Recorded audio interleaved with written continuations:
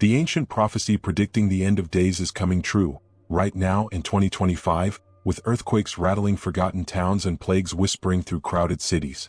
But what if the signs aren't divine warnings, but a deadly blueprint for a cult's twisted plan to force Armageddon? Stick around to uncover the chilling evidence that could change everything you believe, or seal your fate.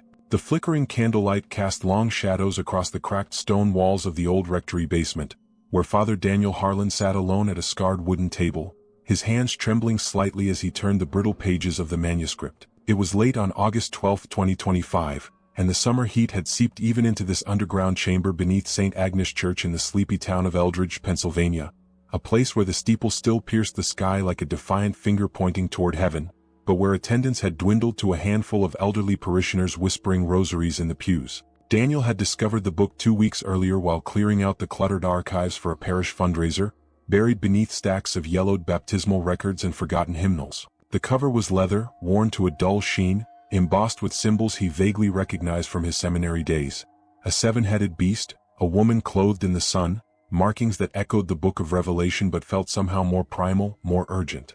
The title, scrawled in faded ink on the first page, read, Prophetia Finis Secularum, Prophecy of the End of Ages, and as he read further, translating the archaic Latin with the help of an online dictionary on his aging laptop, a knot tightened in his stomach. It spoke of signs, wars and rumors of wars, famines in fertile lands, earthquakes shaking the foundations of empires, and a great deception where false prophets would rise, leading the faithful astray with miracles that masked their malice. The words blurred as Daniel paused, rubbing his eyes, the hum of the single bare bulb overhead the only companion to his growing unease. He wasn't a zealot. At 52, with gray streaking his temples and a faith worn thin by years of empty confessions and unanswered prayers, he had long ago traded apocalyptic fervor for quiet pastoral duties, visiting the sick, officiating weddings that often ended in divorce filings he later heard about through the grapevine. But this manuscript, carbon dated by a friend at the local university to around the 4th century, felt different. It wasn't just biblical echoes, it detailed specifics that prickled his skin: a blood moon rising over a divided holy city, plagues emerging from distant labs, and a mark imposed upon the masses under the guise of safety. Outside, the world was aligning in ways he couldn't dismiss. Reports of a new virus variant sweeping Asia, stock markets plummeting amid cyber attacks attributed to shadowy hackers, and that eerie solar flare last month that had knocked out power grids across the Midwest, leaving millions in darkness for days. Daniel glanced at his phone, the screen glowing with a news alert. Record earthquakes hit Japan, tsunami warnings issued. He set it down, his pulse quickening, and returned to the text, where it described the first seal breaking with a rider on a white horse, conquering through deception, a figure that now, in his mind, morphed into the charismatic tech moguls preaching unity through digital implants. A soft knock echoed from the stairs, startling him. It was Sister Margaret, the elderly nun who managed the church's modest soup kitchen.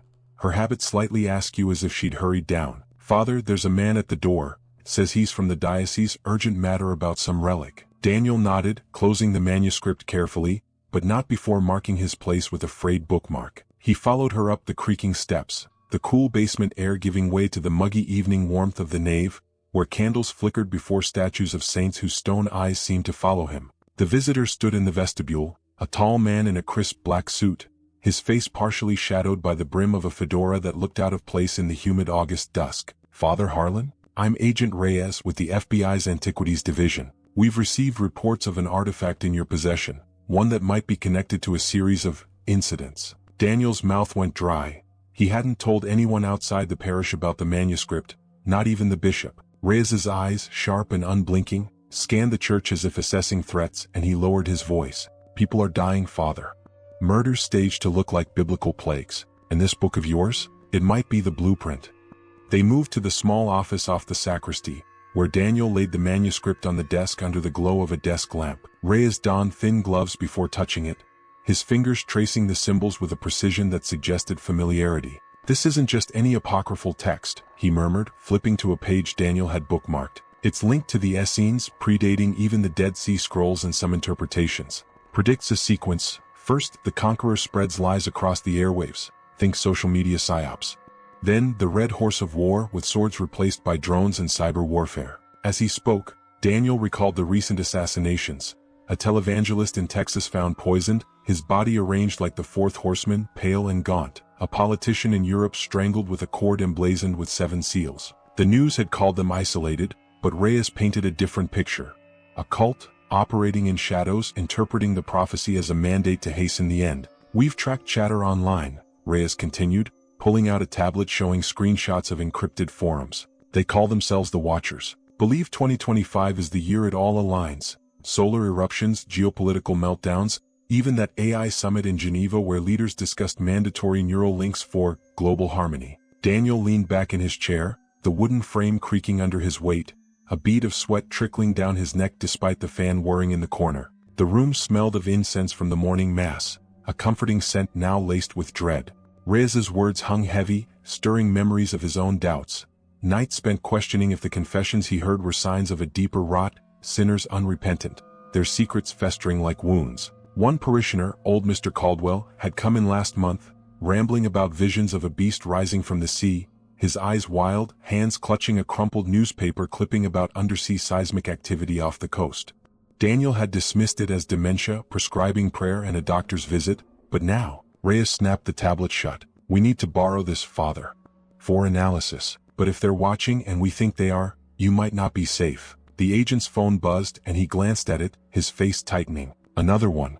A priest in Rome found with locusts carved into his skin. Matches the 5th trumpet. The night deepened as they talked, the church bells tolling 9, each peal resonating through the empty halls like a warning. Daniel walked Reyes to the door, the manuscript now tucked under the agent's arm in a protective case, but the weight of its words lingered in his mind.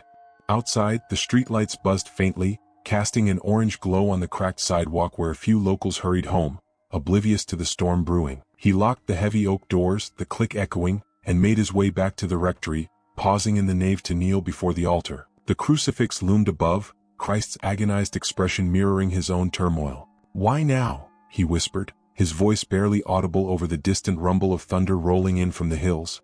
Lightning flashed through the stained glass windows, illuminating scenes of Judgment Day in vivid reds and blues, and for a moment he swore he heard footsteps echoing in the empty aisles, soft, deliberate, like someone approaching from the shadows. He rose, heart pounding, and headed to his sparse quarters upstairs, the stairs groaning underfoot. The room was simple.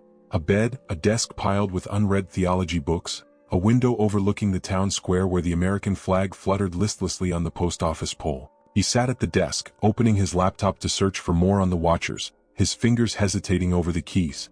Results flooded in, forum posts from anonymous users claiming insider knowledge, videos of preachers ranting about 2025 as the threshold year, citing alignments of planets and ancient texts like the Book of Enoch, which spoke of Watchers fallen from grace, now stirring among men. One post, dated just yesterday, chilled him. The seals break in sequence. Eldridge next. The rider comes. Eldridge, his town. He slammed the laptop shut, breath shallow, and reached for the phone to call Reyes, but the line was dead, static crackling like laughter. Outside, the thunder grew louder, rain beginning to patter against the glass, and in the distance sirens wailed, another accident or something worse. Morning came gray and heavy, the storm having passed but leaving puddles that reflected the overcast sky like shattered mirrors. Daniel dressed in his clerical collar, the fabric stiff against his clammy skin, and descended to the church kitchen for coffee, the aroma grounding him amid the chaos in his head. Sister Margaret was already there, stirring oatmeal on the stove, her face etched with worry. "Father, did you hear? Mr. Caldwell, he's gone. Found him this morning in his home, throat slit, Bible open to Revelation on the table." Daniel's mug slipped from his hand, shattering on the tile floor, hot liquid splashing his shoes. Caldwell, the visionary parishioner, now a victim. He rushed to the scene, arriving as police taped off the modest bungalow on Elm Street, neighbors clustering in bathrobes, murmuring speculations. The lead detective, a burly man named Ortiz with a mustache that hid his perpetual frown, pulled him aside. "Looks ritualistic. Symbols carved into the walls. Sevens, beasts. You know anything about this, Padre?" Daniel shook his head, but inside, the manuscript's warning screamed. The second seal, war taking peace from the earth, men slaying one another. As the day wore on, Daniel visited Caldwell's family, offering hollow comforts in their living room cluttered with photos of better times, the air thick with grief and unspoken accusations. Why hadn't the church protected him? Back at St. Agnes, he paced the nave, the manuscript's absence a void that gnawed at him. Reyes hadn't called, and attempts to reach the agent went to voicemail. By afternoon, news broke nationally. Similar killings in 3 other towns, all linked to religious figures who had spoken out about end-time signs. Pundits dismissed it as copycat crimes, but online the Watchers forums buzzed with triumph. The prophecy unfolds. The unworthy fall. Daniel's phone vibrated with an anonymous text. Return what was taken, or the third seal claims you. Famine, he recalled.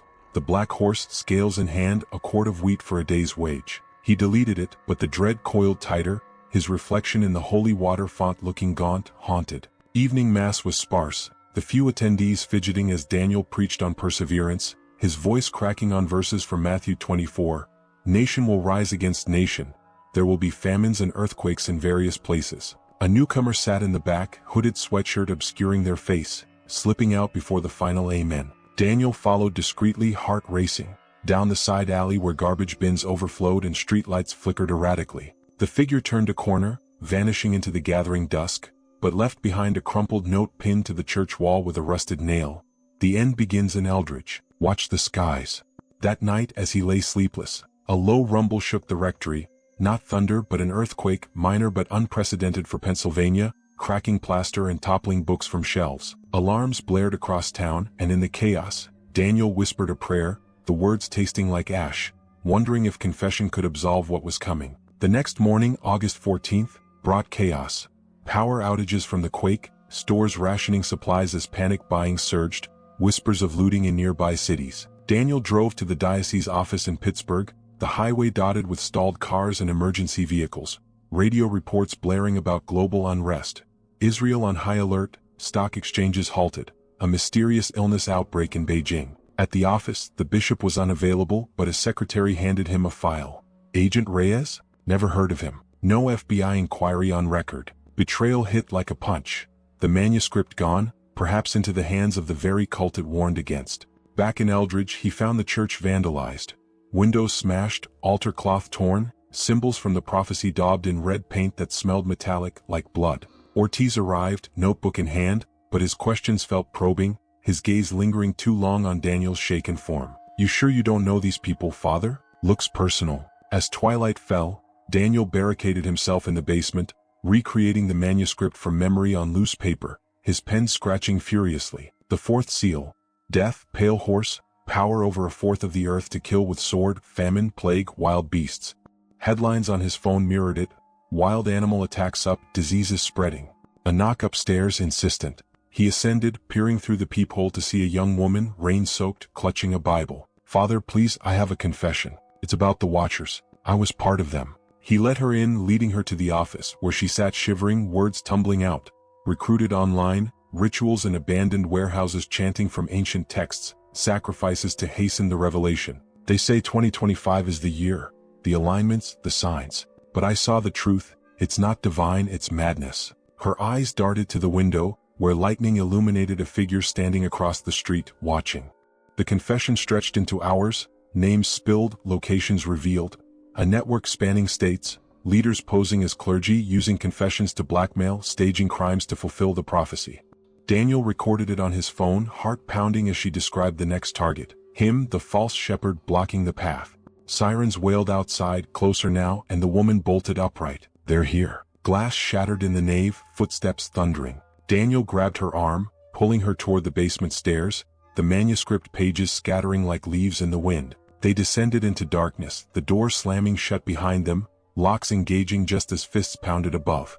The air grew stifling, their breaths ragged, and in the silence between assaults she whispered, "The prophecy says the faithful will be tested in fire. Is this it?" Daniel didn't answer, his mind racing through prayers half remembered, the weight of unsolved sins pressing down as the pounding grew louder, the stone walls vibrating with the force of whatever unholy force sought entry.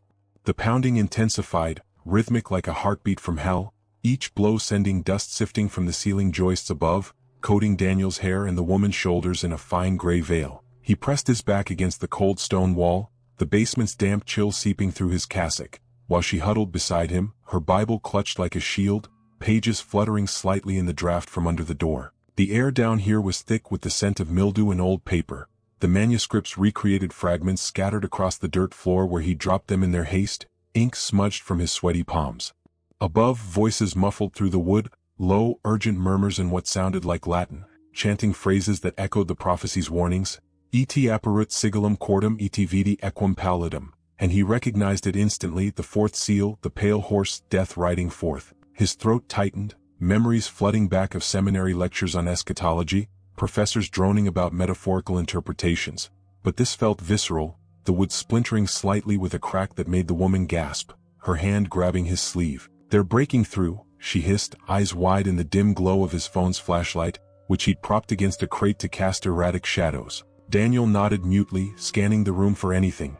A rusted pipe wrench from the corner, perhaps, or the heavy crucifix hanging crooked on the wall, its silver surface tarnished but solid enough to swing if needed. The chants grew louder, interspersed with the scrape of metal on wood, tools prying at the lock, and Daniel's mind raced to the confessions he'd heard over the years, petty thefts, adulteries, but deeper ones too, like the man who'd admitted to falsifying church records to cover abuse, or the woman who'd whispered about visions of apocalypse that mirrored Caldwell's. Were they all connected threads in this web of watchers weaving their deception? The woman, her name was Elena, she'd said earlier, a former teacher lured in by online sermons promising enlightenment, shifted closer, her breath warm against his ear. "I know their leader, calls himself Brother Silas. He's not clergy, he's ex-military, uses the rituals to recruit the desperate. They have a warehouse on the outskirts, old mill by the river. That's where they keep the originals, texts like yours." Daniel absorbed her words, piecing together the puzzle as another thud shook the door, the frame buckling inward. He reached for the wrench, fingers closing around the cold iron, heavy and reassuring, though his faith recoiled at the thought of violence in this sacred space, even if it was just a storage basement stacked with boxes of outdated missiles and broken pew fragments. A sliver of light pierced through as the door gave way slightly, hinges groaning in protest, and a voice boomed from above, authoritative and laced with fervor. "Father Harlan, surrender the heretic. The prophecy demands purification." Elena whimpered, burying her face in her hands, mumbling a Hail Mary that dissolved into sobs. Daniel stood, wrench raised, his voice steady despite the tremor in his limbs. "This is God's house. Leave now or face judgment." Laughter echoed down, mocking, followed by the clatter of footsteps descending the first few stairs. He swung the wrench at the encroaching shadow, connecting with something solid. A pry bar, perhaps. The impact jarring up his arm, metal clanging against metal in a spark that briefly illuminated a masked face, eyes gleaming with zealot fire. The intruder recoiled, cursing, but more pressed behind, their forms silhouetted against the upstairs light, habits or robes flowing like dark waves. Elena scrambled to her feet, grabbing a shard of wood from a broken crate, her fear twisting into defiance as she positioned herself beside him. The first assailant lunged again, a knife glinting in his hand, etched with symbols from the manuscript, the 7 seals in miniature. And Daniel parried, the wrench glancing off the blade with a screech that set his teeth on edge. They tumbled into the fray, the basement erupting into chaos.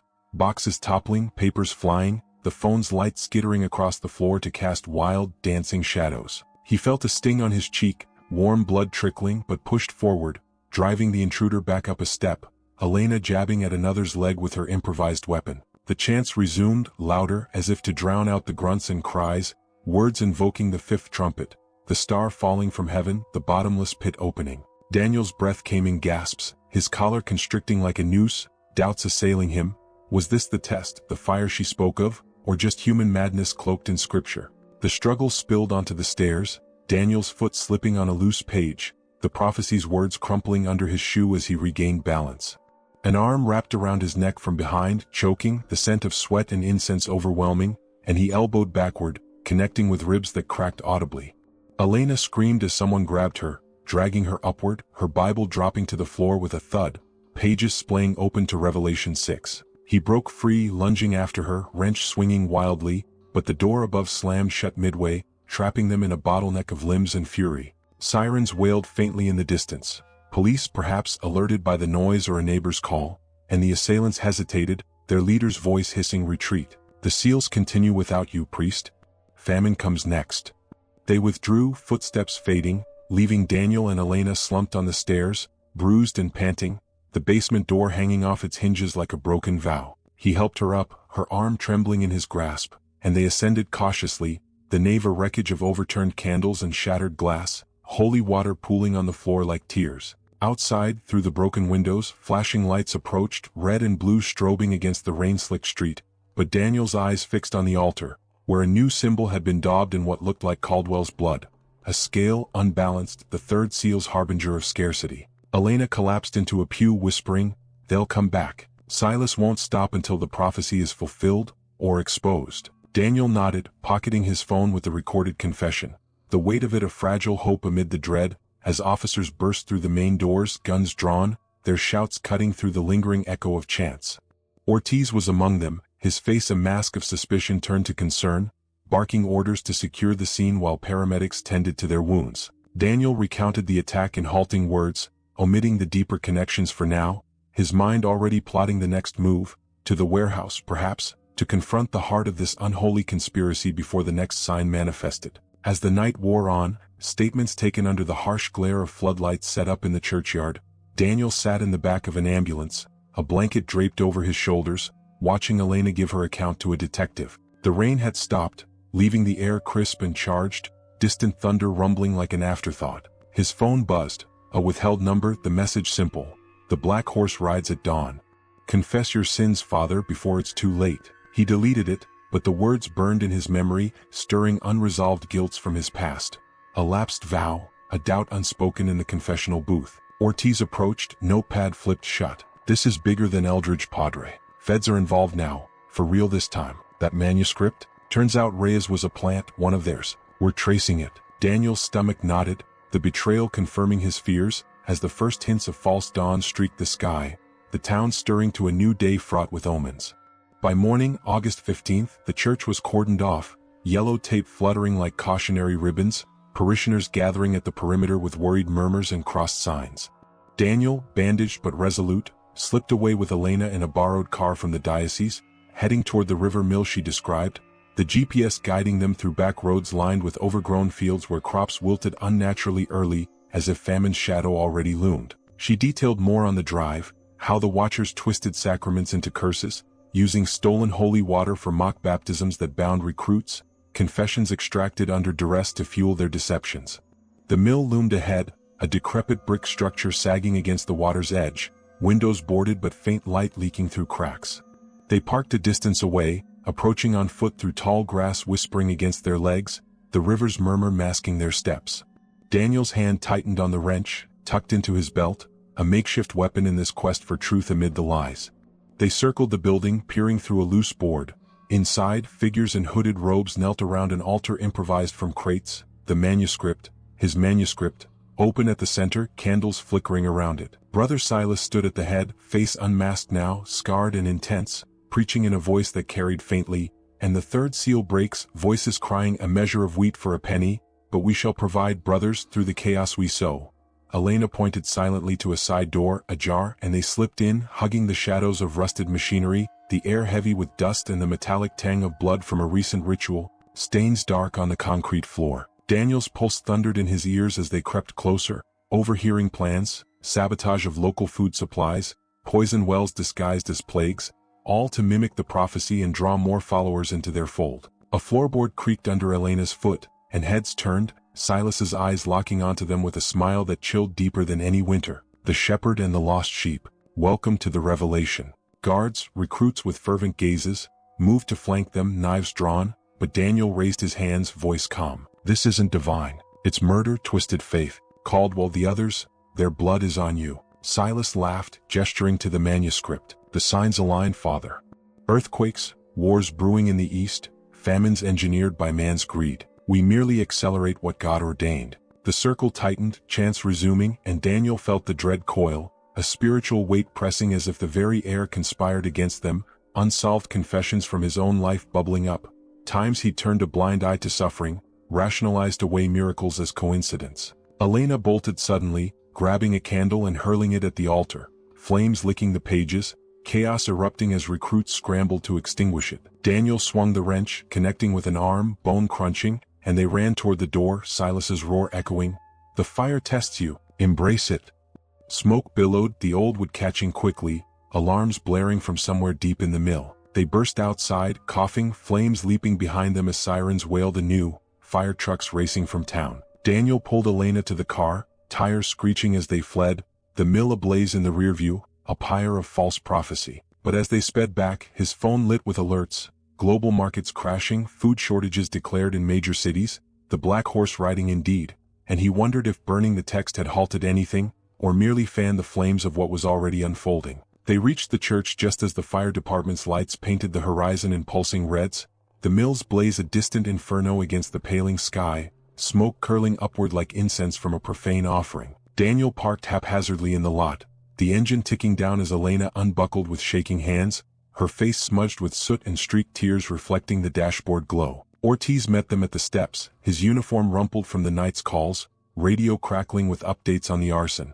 Suspects fleeing into the woods, one captured ranting about seals and riders. "You two look like hell," he grunted, ushering them inside where temporary lights hummed, illuminating the cleanup crew's sweeping glass and writing pews. Daniel handed over his phone, the recording of Elena's confession a digital testament amid the analog wreckage, while she sat quietly in the office, sipping water from a paper cup, her eyes distant as if replaying the flames devouring the manuscript's secrets. As the sun crested the hills, casting long rays through the repaired windows that turned the stained glass into a mosaic of judgment and mercy, federal agents arrived, not imposters this time, but stern-faced men and women in windbreakers, laptops open to trace the watcher's digital footprints. They pored over Elena's details, mapping the network's tendrils from online forums to hidden bank accounts funding their staged apocalypses, arrests unfolding in real time across state lines. Daniel stood by the altar, tracing the faint outline of the Dobbs scale with his finger, the paint flaking away like dried sin,